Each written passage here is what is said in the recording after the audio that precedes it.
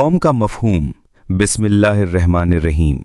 वहशत से मदनियत की तरफ इंसान का पहला कदम उठते ही ये ज़रूरी हो जाता है कि कसरत में वहदत की कोई शान पैदा हो।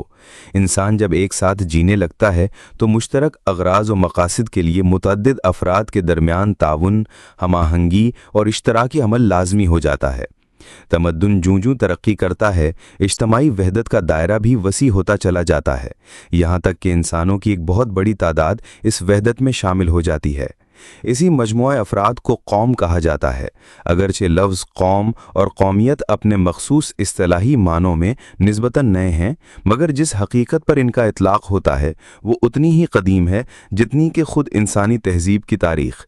कौम और कौमियत जिस हैत या शक्ल का नाम है वो माजी की अजीम सल्तनतों बाबिल, मिस्र, रोम और यूनान में भी वैसी ही थी जैसी कि आज के जदीद ममालिक फ्रांस, इंग्लिस्तान, जर्मनी और इटली में पाई जाती है। ये पैगाम दूसरों तक पहुंचाने के लिए वीडियो लाइक, शेयर और सब्सक्राइब करें।